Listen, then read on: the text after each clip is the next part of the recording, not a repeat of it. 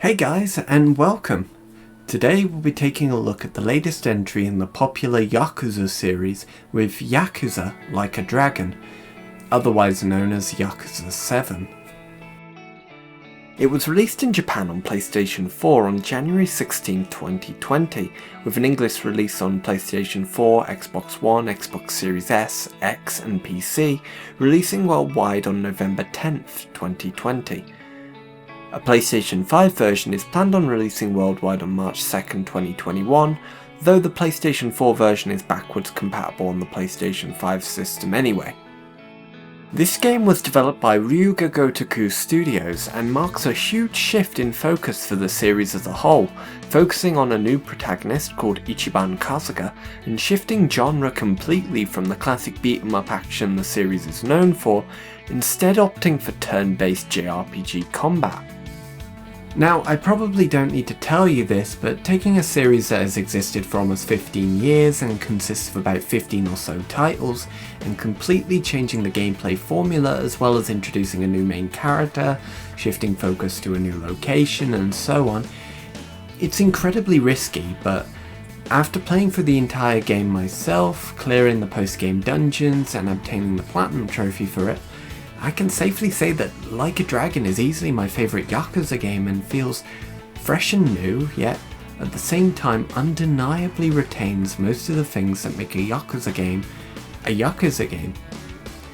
So join me as we take a deep dive into Like a Dragon, going over everything from the quality of the story, how developed and interesting the JRPG mechanics are, how the game looks and sounds, and finally how good the side content and open world in the game is compared to previous entries in the series. For the purposes of this review, I played the game initially for the first half of my playthrough on PlayStation 4 Pro and the second half of the playthrough on PlayStation 5 through backwards compatibility, for a total playtime of around 70 to 80 hours, completing the main story, post-game dungeons and obtaining the Platinum Trophy for the game, but not reaching full completion as the checklist for full completion is so extensive and arbitrary it'd take hundreds of hours to achieve, and I just don't have the time or interest to go through all that, you know?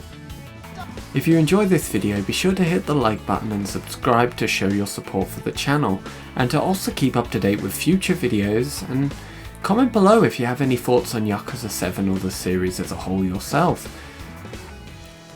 Anyway, let's get on with the video. Here is my review of Yakuza Like a Dragon.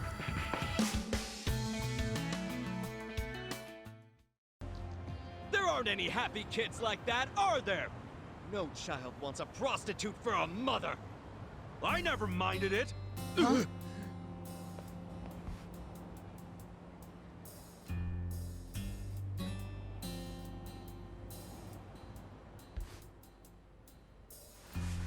You all came here because you want to get rid of the trash. I got that right? Well, here it is. Get ready to catch. Wait, hold on. Wouldn't that be the... Take this!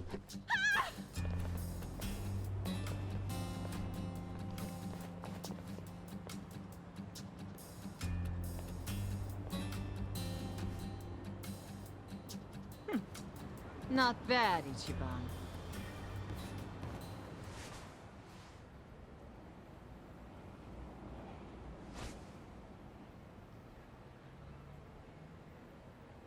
The story of Yakuza Like a Dragon is one of the most compelling storylines I've experienced thus far this year, and could really be my favourite in the entire series in general, all things considered.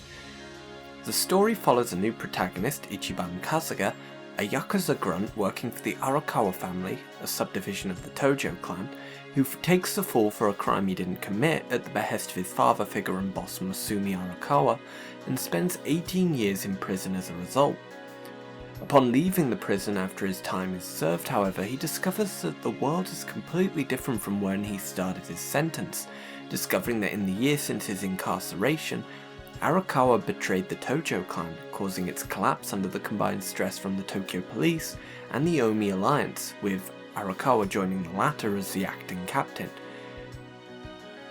Upon meeting a former police detective called Koichi Adachi, who gets Ichiban up to date with everything that has transpired while he was imprisoned, the two of them decide to interrupt a key Omi Alliance meeting in order to confront Arakawa and get answers for everything he's done over the years.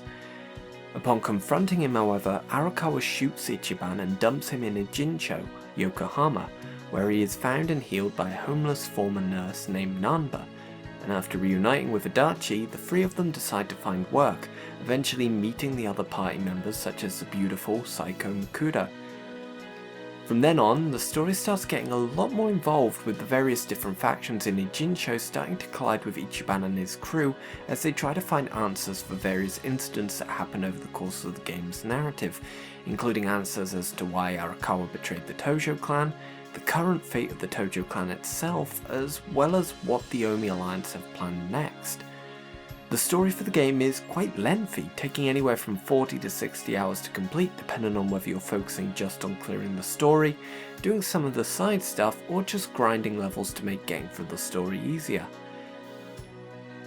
In regards to the quality of the story itself, it's incredibly entertaining with a compelling core narrative, tons of well-written dialogue and some really interesting plot twists that shake up the story where necessary and keep you engaged as you push forward through the dense storyline.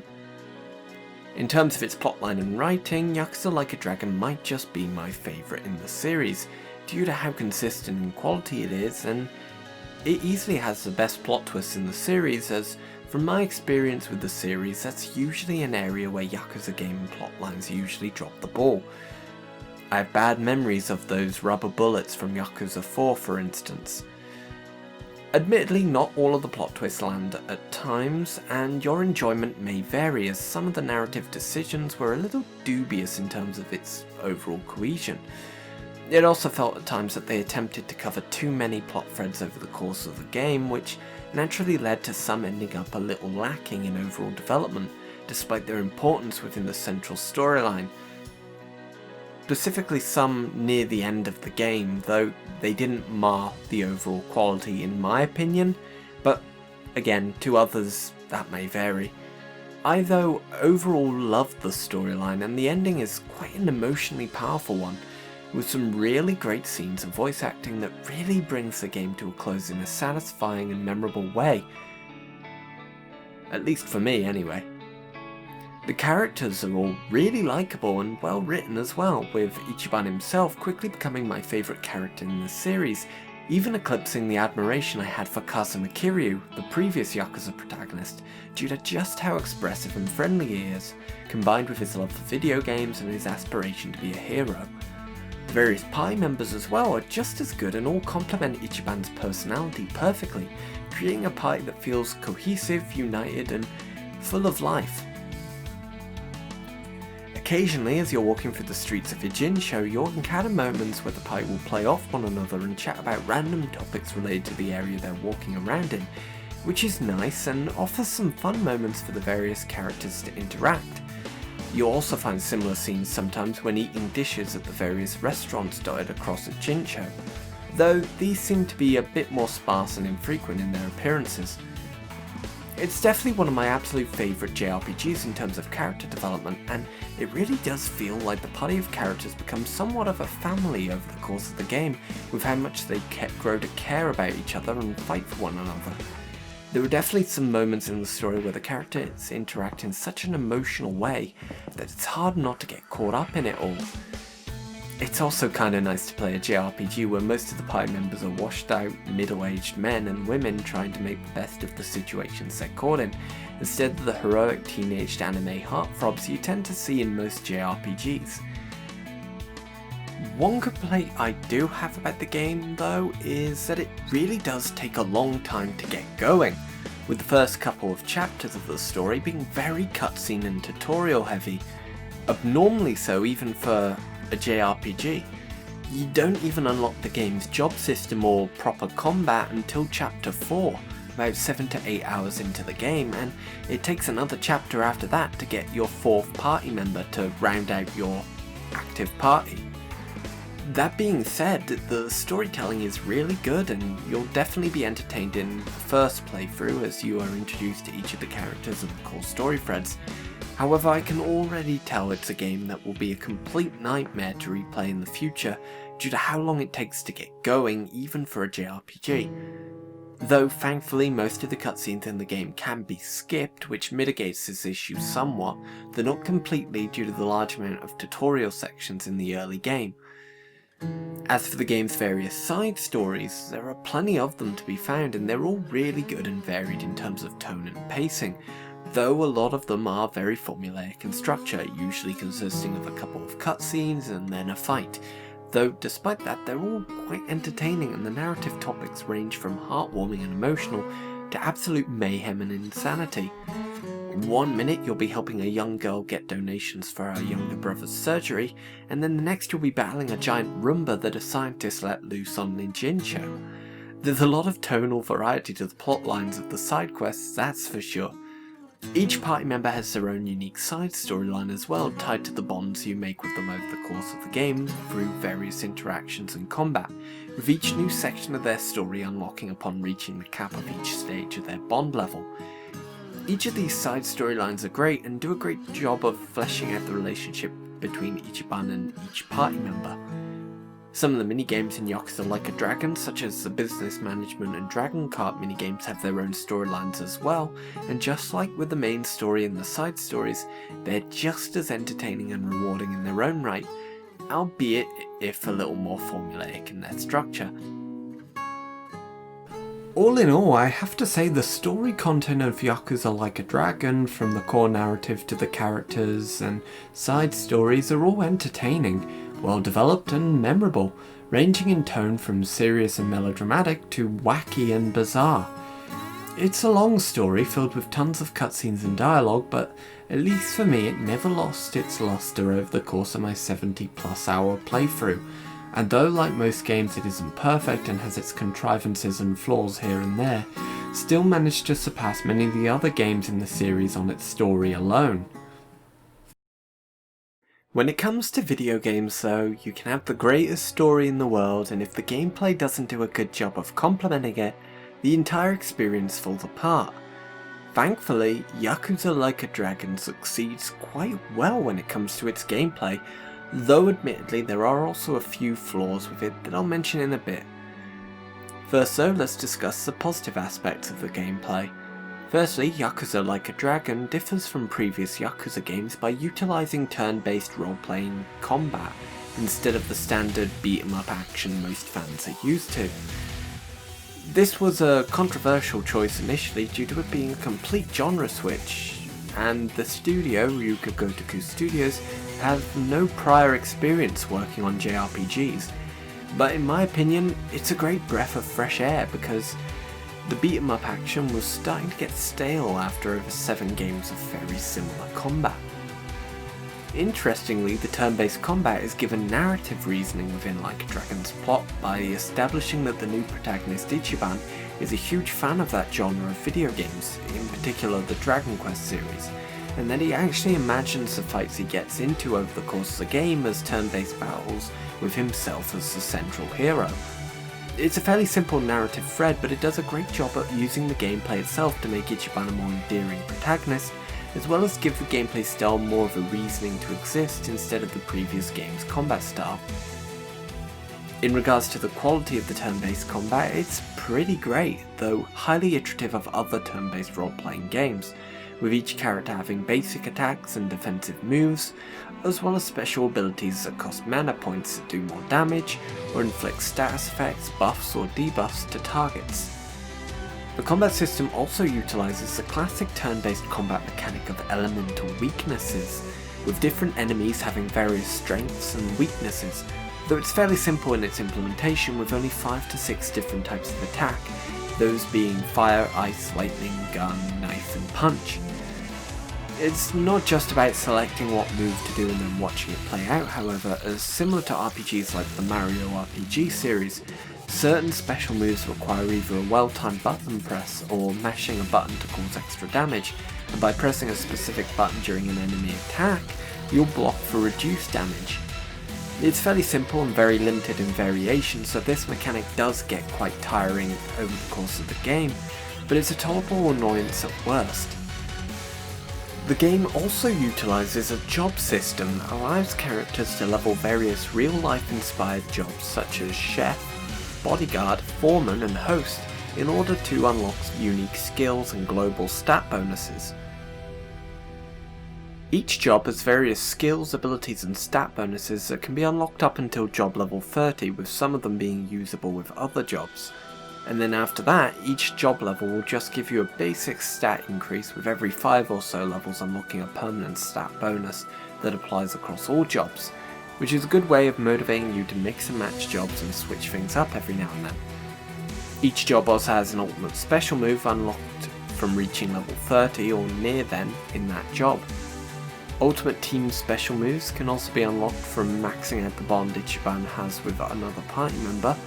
These ultimate moves are small cinematics which result in large amounts of damage to an enemy or group of enemies.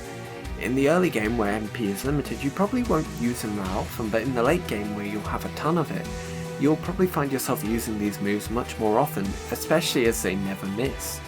This system is fairly good and allows for a lot of customizability when it comes to building the perfect party, though I do wish there was a way to change jobs on the fly, as you can only alter them at the Hello Work building in Ijincho,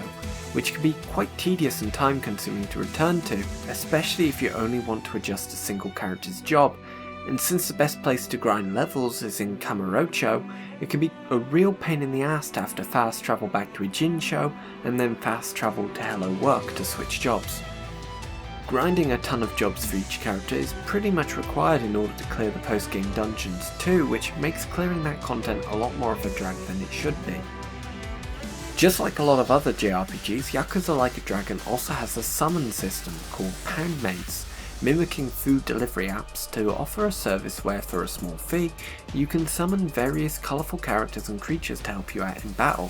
whether by damaging and inflicting status effects on enemies, or buffing or healing your party. Summons are unlocked primarily by progressing in the story or completing certain side stories that will reward you with a character from the sub-story.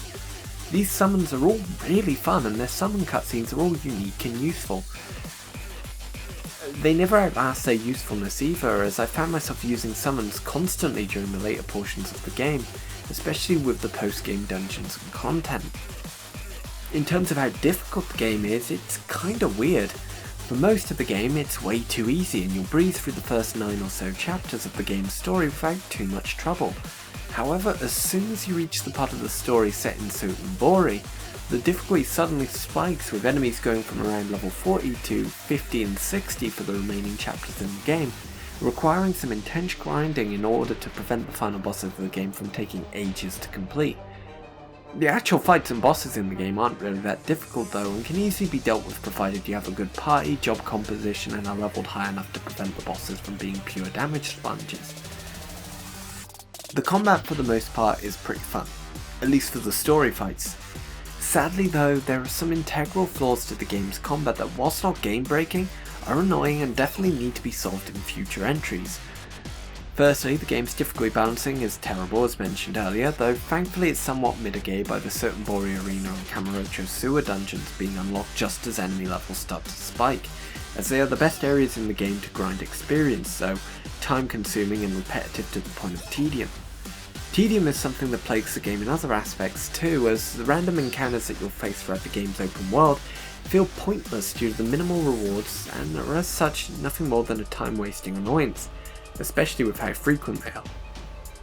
The XP and monetary rewards for beating random encounters are just too small and worthless that it really makes roaming around the open world feel a lot less fun than it should,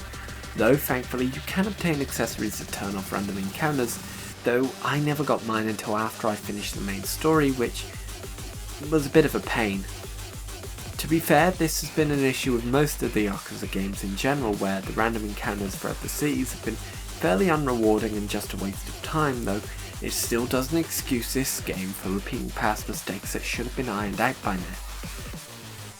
Aside from those flaws though, the main combat gameplay in Yakuza Like a Dragon is very enjoyable and it feels like a fresh and interesting change of pace from previous Yakuza games. If they flesh it out and make it a little more involved or varied in future entries, perhaps fixing some of the issues I mentioned just now, I think it could truly be one of the best modern turn-based RPG systems out there.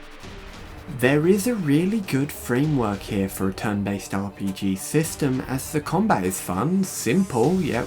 with tons of room to experiment with different party setups. It's really commendable to see a developer who has never attempted to make a JRPG before manage to do an incredible job with their first attempt, and I really look forward to seeing how they develop the framework built here further in the future. Yakuza Like a Dragon was made using Ryu Ga Gotoku Studios' proprietary engine, the Dragon Engine, similar to previous games in the series such as Yakuza 6, Yakuza Kiwami 2, and Judgment. This engine is quite demanding, which has resulted in previous games not running too great, with Yakuza 6 for example running at a varied frame rate under 30 frames per second on base PlayStation 4, and a solid 30 frames per second on PlayStation 4 Pro. However, that demanding performance does come with the benefit of some really gorgeous locations, detailed character models and lighting, with tons of objects around the various locations having their own physics. Yakuza Like a Dragon is similar in performance in that regard, though considering it's the fourth game in the series to utilise this engine, there have been several refinements and adjustments over the years that have improved both performance and overall visual clarity. The graphics themselves look superb regardless of platform, with some really solid character models for every person in Ijincho, with incredibly detailed main character models that look even better during some of the more intense cutscenes, where character detail is increased. Even the random character models in the various cities of Like a Dragon look great, with every passerby and vendor looking fairly detailed, though admittedly not at the same degree as the main and side characters. The texture work as well, for the most part, is incredibly high quality too, with a lot of the signage in particular, including small posters and billboards, all being completely legible, provided you can read Japanese of course, which heightens the immersion when exploring the various Japanese city districts in the game. The world design as well is really nice, and the district of Ijincho feels quite different from all previous Yakuza locales. Firstly, it's larger than previous locales with a lot more going on, though due to its larger size it means getting around it is a little more tiresome, though that is somewhat mitigated by the fast travel system. My personal favourite area in the game is the park area of the district, where there are several high-rise buildings overlooking the pier, as it's one of the more aesthetically pleasing areas to walk around and is quite different from the rest of the locales in the game. Kamurocho and Sotenbori return from previous Yakuza games, and you'll be able to fully explore them as well, though admittedly their inclusion isn't too interesting, as their layouts and overall visual identities, as well as the stuff inside of those cities, such as the mini-games and the restaurants, are almost completely identical to the previous games they appeared in, Judgment and Yakuza Kiwami 2 respectively. That being said, in the opening chapter of the game you do get to explore a version of Kamurocho set around New Year 2001, which is a time period previously unexplored, as Kiryu, the previous protagonist of the Yakuza series, was in the middle of his prison sentence during that period in Yakuza 1, so it's nice to be able to roam around and see the Millennium Tower in the midst of its construction. I won't go into too much detail of the performance of the game on all the platforms, as there are plenty of videos out there that go into more detail on each platform's benefits, but I will go over some of the basic performance and graphical details for the platforms I played the game on, which was PlayStation 4 Pro and the PlayStation 5 through backwards compatibility. On PlayStation 4 Pro, the game runs at a native resolution of at 1080p, targeting 30 frames per second, though it doesn't always reach that target, which is a little disappointing. However, considering the level of visual fidelity as well as the fact that combat is turn-based, it's not the worst thing in the world. The PlayStation 5 version of the game doesn't release until March 2021, which will probably feature a better resolution as well as more refined lighting and textures similar to the Xbox Series X version. However, you can still play and enjoy Yakuza 7 on PlayStation 5 through PS4 backwards compatibility, and experience everything the PS4 Pro version of the game has in store for you with a more stable frame rate. I should also mention that the load times in Like a Dragon, at least on PlayStation 4 Pro, definitely felt a bit long. Admittedly not Crash Bandicoot 4 levels of bad or anything, but they're constant, and when I moved my save file across to continue playing the game on PlayStation 5 through backwards compatibility, I was pleased to notice that the load times were quite dramatically reduced. From what I understand, the Xbox Series X and S versions have even better load times than that, so I'd imagine that when the proper PS5 version comes out, the load times will be optimised further to properly take advantage of the system's SSD architecture. I will say that when it comes to the overall performance in terms of frame rate, I highly recommend playing through the game in the quality mode for the game rather than the performance mode if you're playing it on a system that has those options like the Xbox Series X. As since the game is largely a turn-based RPG, the only times you'll really notice the varying frame rate is when you're running around the town, and for that you'll more than likely prefer the better resolution and visual fidelity over a slightly more consistent frame rate, in order to truly enjoy your surroundings more.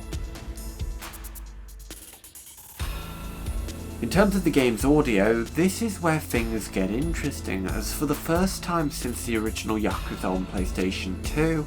a game in the Yakuza series features an English dub, alongside the standard Japanese dub. The original Yakuza game was notorious for its bizarre English localization, which heavily Americanized the story and dialogue to feel more like a stereotypical mafia storyline, with every character swearing every other line of dialogue. The actual voice acting itself ranged from great to hilariously bad, with some overall sketchy voice direction. Thankfully, with the release of 2019's Judgment and 2020's Yakuza Like a Dragon, lessons have clearly been learned, as the English translations are a lot more faithful to the source material, and the English dubs themselves are among some of the best in gaming in general, with excellent casting and superb voice direction and delivery. As such, I played through the entirety of Yakuza Like a Dragon with the English dub and found myself having a great time. In particular, I found that Kaiji Tang, George Takei and Will Yun Lee knocked it out of the park as Ichiban Kasuga, Masumi Arakawa and Masato Arakawa respectively. Well, you were wrong, because now you've got us on your side. Awesome. Remember, you need good party members to beat Dragon Quest. Isn't that a video game? Well, yeah, but you know what I mean. You're a weird one. I can live with weird. It's true anyway. Well, thank you, Kasuga, for making me one of your buddies. Though one caveat I've noticed with the English dub is that not all of the dialogue is voiced, and some of the enemy voices still retain their Japanese voice dubbing in combat, which can be a bit jarring when spending most of the game hearing the English dub. Interestingly, SEGA went above and beyond and also dubbed the karaoke tracks in the karaoke minigame, which is both funny and different from listening to the original Japanese versions of the tracks. Not just one kiss, not two kisses, not 100. I've got a full clip of love for you. Baby, hold on to me, and I swear I won't let go. I'll never let you slip away from me. Machine gun kiss, let's just fall in love.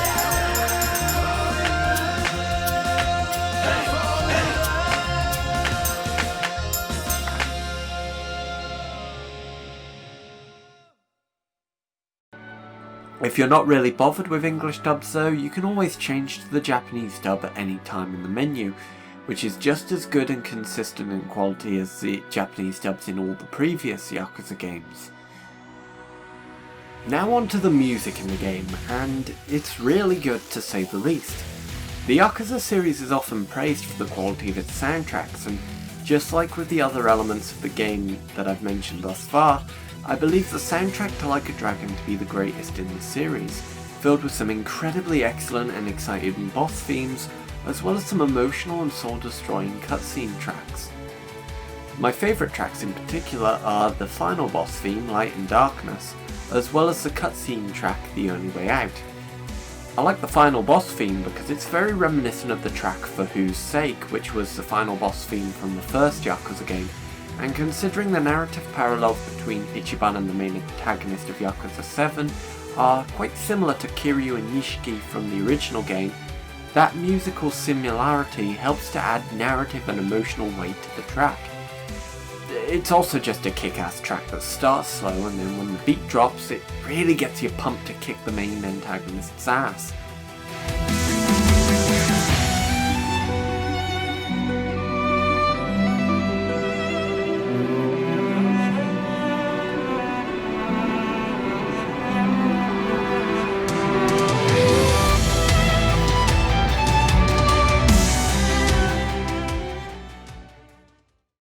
The other track I really enjoyed, The Only Way Out, I enjoyed primarily because it's very simple in terms of instrumentation, yet it manages to be one of the most emotionally evocative tracks in the game despite that. The track is primarily used in cutscenes where a character reminisces on the past, and due to the nature of the story, most of the game's flashbacks are somewhat tragic or melancholy in nature. Though the use of an acoustic guitar as the core instrument used in the track, it helps to amplify the weight and emotional resonance of the flashbacks, and all in all, it's really quite powerful stuff.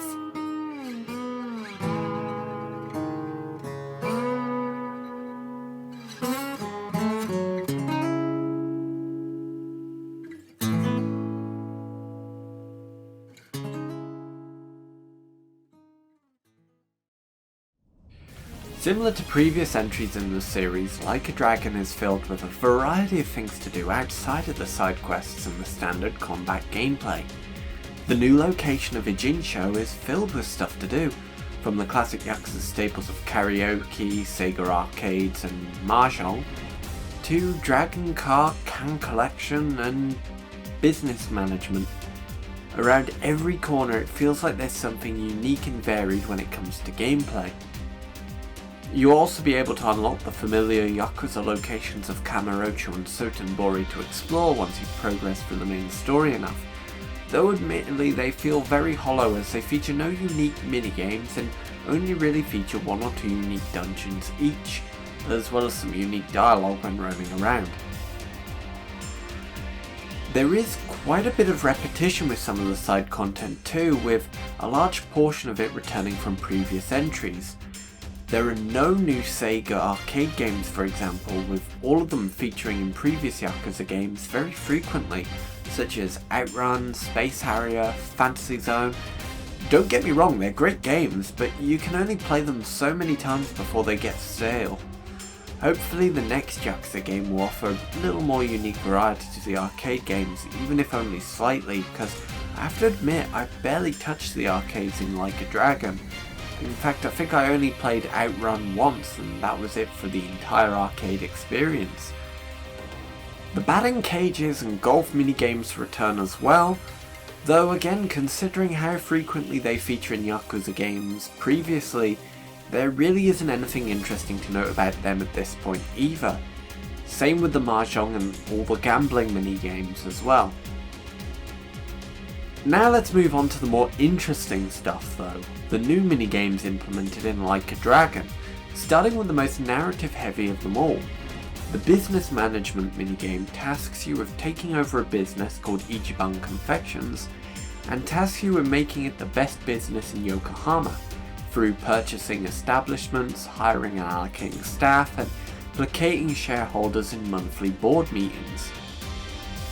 You'll be able to hire new staff members either through special events that happen at the start of a business week, or through obtaining them through a side quest or recruiting them off the street. Initially you won't have many decent employees at your disposal, but as you near the end of the game's main story, you'll definitely have the opportunity to acquire a full platoon of top tier employees. Each employee will have 3 different stats that basically show you what they're good at. Your goal will be to allocate those staff members to different buildings and positions that make full use of their skills and help boost that business's performance during that week's sales. It's not particularly challenging and mostly just amounts to moving staff around until each business's stats goal thresholds are met. Staff can be upgraded through using company funds as well, which increases their stats further, though you can only upgrade and promote staff to a max level of 30, so upgrading some of the weakest rarity staff members may not be in your best interest in the long run. Once you've allocated your staff, you'll be able to then simulate a week of sales, which will show you your earnings for the week as well as any expenses incurred along the way, such as debts or excess staff costs.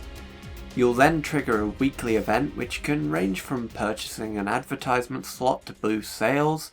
recruiting special staff, investing in special opportunities that may offer extra cash or waste cash, and so on. Then after that you'll be back at the minigame menu ready to simulate another week of sales or adjust your staff. Or if it's the end of the business month, take part in a board meeting. The board meetings are a special event that happens once per in-game month where you'll select a party of your best staff members to take questions from shareholders. The core goal of the minigame is reducing each shareholder's health to 0 in order to placate them and win, which you'll do by targeting them and responding to their questions with a staff member that they are weak to. It basically boils down to an advanced alternative to rock, paper, scissors, and once you've got the hang of it, it's very difficult to actually fail it. If you succeed in the board meeting, you'll receive some spending cash for use outside of the minigame, as well as rise through the stock market ranks. The ultimate goal of the business management minigame is to become the #1 business in the Jincho and reach the top of the stock market, so beating the board meetings is essential to success in that minigame. This minigame is also where you're introduced to Eri Kamataki, who is a secret party member unlocked through progressing in the minigame past the first objective requirement. She's a fun character and definitely helps to make the business management storyline a lot more interesting and engaging, though I do wish she would have had more bearing on the main storyline itself, as despite being a party member, she doesn't interact with the main story outside of her initial introduction, which is a little disappointing, especially considering how focused Yakuza Like a Dragon is on the bonds between all the party members. Unlike the other party members, her bond level doesn't increase through combat or interactions, but rather by progressing with the business storyline, with her bond maxing out upon completion of the business management storyline.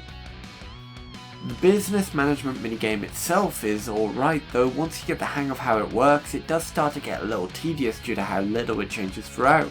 though thankfully it is quite rewarding and the best way to quickly obtain money in the early, mid and even most of the late game outside of the post-game dungeons, though the tedium of the minigame as you near its completion does feel worth it because of that. The next minigame is the Dragon Kart minigame, which continues the storyline of the fan favourite pocket circuit fighter from Yakuza 0, Kiwami in 6, who has moved on from pocket circuit to actual go-karting in the form of Dragon Kart. This minigame is essentially a Mario Kart clone that sees Ichiban racing against a cast of colourful characters through the streets of Ijincho and Kamurocho in order to become the greatest Dragon Kart champion. There are several cups to take part in, and you can unlock and upgrade different karts by beating sub-stories related to the various characters you'll meet through the Dragon Kart storyline. The racing itself is fairly simple with all the features you'd expect from a kart racer, with various weapons and items that can be used to get ahead of the opposition. This minigame is one of the best minigames in the game due to its simplicity and decent controls, though it's not perfect, with vehicles feeling a little off to control, and collision in particular can be a nightmare at times to deal with. But for what it is, it's a fun minigame with an entertaining story, and considering you can unlock a CD of Open Your Heart from Sonic Adventure 1 through it, which you can listen to in the Survive bar in-game, it instantly makes it the best minigame in my eyes for that alone. Next up is one of the first minigames you're introduced to in Like a Dragon, the Can Collection minigame, where you have to collect a certain amount of cans lying in the street and return to the starting point before a timer runs out, whilst avoiding obstacles such as homeless people and garbage trucks along the way. On completion of the minigame, you'll be awarded points based on the amount of cans collected, which can be redeemed for various items, mostly stuff that will fulfill part-time hero objectives. This minigame is fun, though it gets very tiring very quickly as there is only one map for the can collection, with difficulty levels that only really vary in the amount of cans needed or obstacles in your way. Thankfully though, it doesn't seem like it's a minigame that really requires you to repeat it often, as there are very few part-time hero requests or other in-game objectives that need you to play it, so for what it is, it's alright I think. It's just a short and sweet minigame. Next up is the vocational school minigame, where you take part in various trivia exams, with the reward primarily being a significant boost in Ichiban's personality traits. The topics of the trivia exams vary from very niche topics such as hazardous materials or SEGA properties to more general sports or geography trivia. This minigame is fairly simple in its implementation, and as such there isn't much to really talk about, as there are only about 15 to 20 different tests to take part in, and once completed there is no real incentive to really do them again. Either way, they don't outstay their welcome, and as such are a welcome minigame addition that I'd like to see fleshed out a bit further in a future game.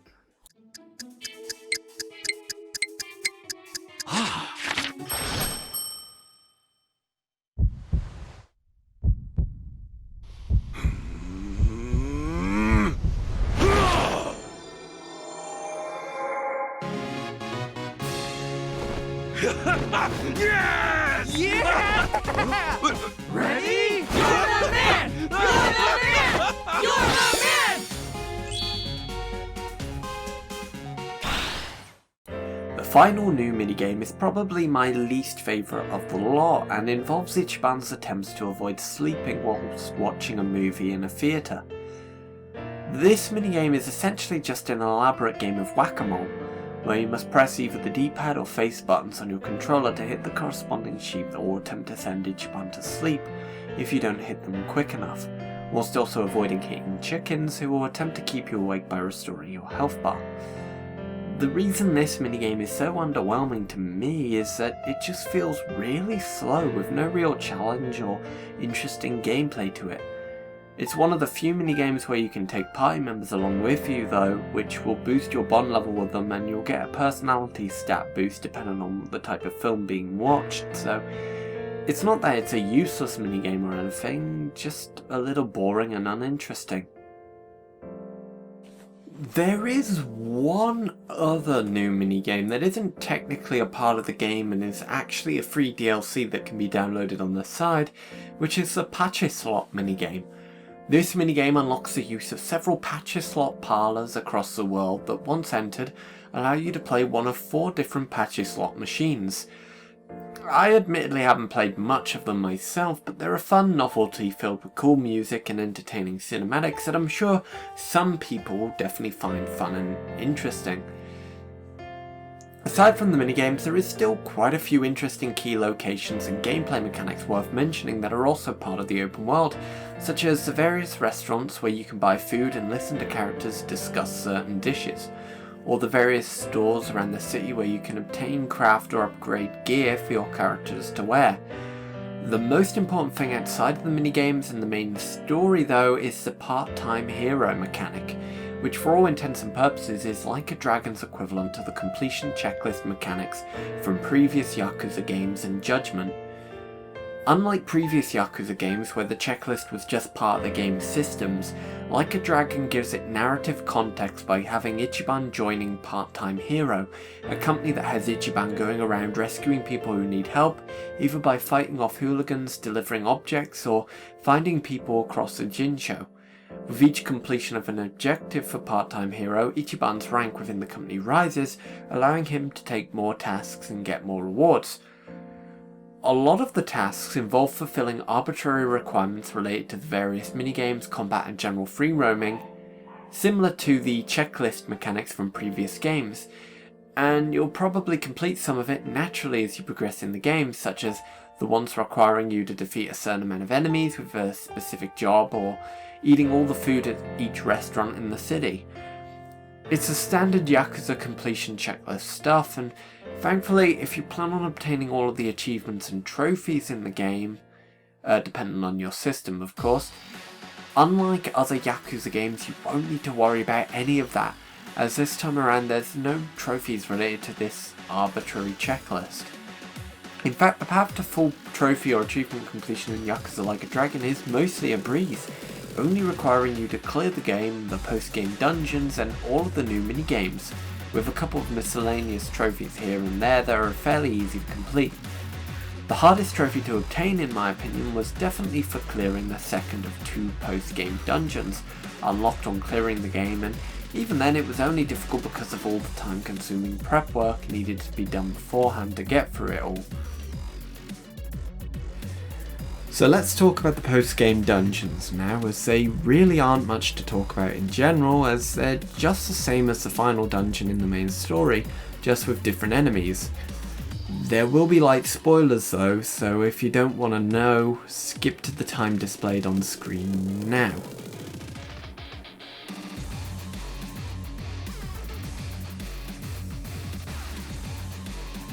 Okay, so Yakuza Like a Dragon features several side dungeons over the course of the game, and honestly none of them are really interesting to talk about. The first is the Ijincho Sewers dungeon, which I didn't even touch because there's really no reason at all to touch it in the game, as a similar more useful version of the dungeon unlocks in Kamurocho later on anyway. The second dungeon is the Sotenbori Battle Arena, which is a 34 gauntlet which checkpoints every 5 floors. You'll probably find yourself grinding for 10 to 15 levels when you unlock it, as it comes just as the main story inexplicably has a harsh difficulty spike in terms of enemy levels, requiring intense grinding to prevent battles taking hours to complete. Then there is the aforementioned Kamurocho Sewers, which is the best dungeon to grind in due to the enemies that spawn there. However, it's a dreadfully unappealing and uninteresting dungeon to explore, as it looks exactly the same as every other sewer dungeon in the game. You also need to spend over 5 to 10 hours at least grinding in it in order to be leveled enough to clear the post-game dungeons. Finally, there are the 2 post-game dungeons, which are pretty much identical, only differing in the levels of the enemies found within. They are the Final Millennium Tower and True Final Millennium Tower. The layout of these dungeons is pretty much exactly the same as the final story dungeon, only with several mini-bosses at midpoints against classic Yakuza characters such as Kiryu, Majima, Saejima, and a final boss fight against Amon at the end. The Final Millennium Tower isn't too difficult, and you'll probably be able to clear it not too long after clearing the main story. However, the True Final Millennium Tower is a lot more demanding, as all of the enemies within are at max level, requiring you to max out each of your main party members' levels, as well as one of their jobs, whilst reaching at least level 30 in all the other jobs for those characters.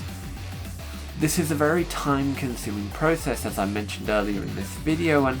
as such I really can't recommend bothering with the True Final Millennium Tower unless you are absolutely determined to complete the game, due to how underwhelming it is from a visual and auditory standpoint, since it's just a harder version of the previously mentioned dungeon, which in turn is just a harder version of the final story dungeon.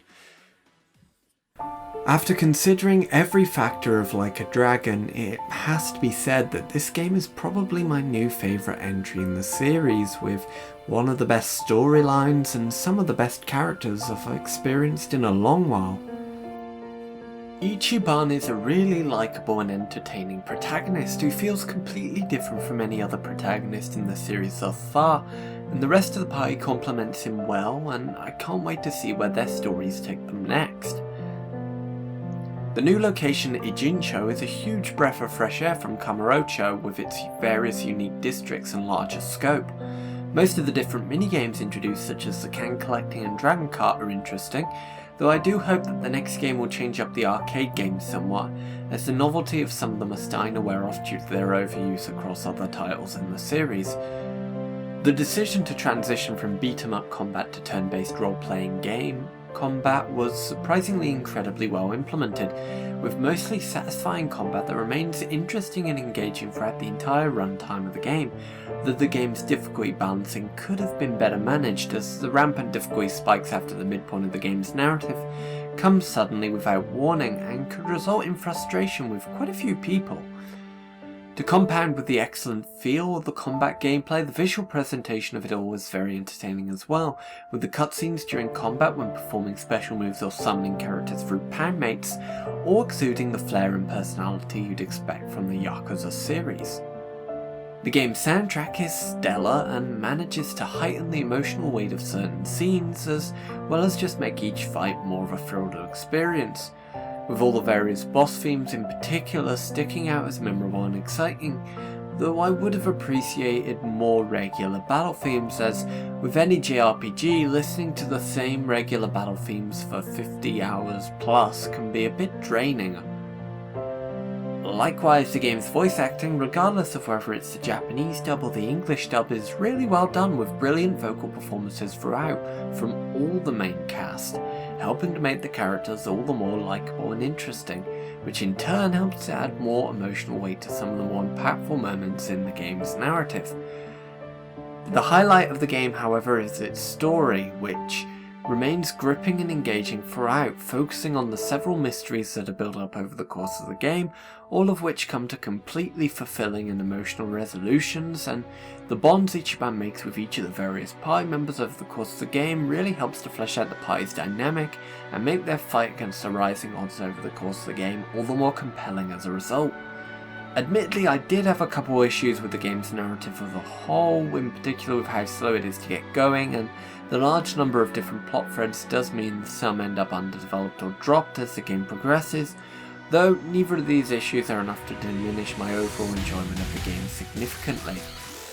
Like a Dragon is an absolutely incredible experience from start to finish, and I implore any fan of JRPGs or the Yakuza series to pick up a copy as soon as possible to experience it all for yourself. It's quite inspiring to see a studio take a huge risk like they did here, transitioning a beloved series from one genre of gameplay to another that is completely different, as well as focus on a new protagonist while still retaining the heart of the series and what made people fall in love with it. Admittedly, not everything works in the game, with the game's dungeons in particular standing out as terribly poorly implemented, and whilst the new minigames and the side content is interesting, the pre-existing content from previous games feels lackluster in its implementation, only serving to pad out the game's content to give the illusion that the game is more content heavy than it appears, which wouldn't be too bad if the old content didn't completely eclipse the new in terms of its amount. However, these complaints are quite minuscule in the grand scheme of things, as they can mostly be avoided, but still, I can only hope future entries iron out some of these blemishes. All in all, after my time playing for it, and considering all the positives and negatives I've found with it though, I have to say not only is it probably one of the best games I've played this year, but it's without a doubt my absolute favourite entry in the Yakuza series as a whole, and I can't wait to see how Ryu Ga Gotoku Studios will develop and flesh out the framework set here with Like a Dragon in the future. So, that's my review of Yakuza Like a Dragon. I hope you found this video interesting and informative, and if you did, be sure to like this video, comment below with your thoughts on both the game and the review itself, and be sure to subscribe to my channel to avoid missing out on future content. Until next time though, this has been Kingdom Peach, and thanks for watching.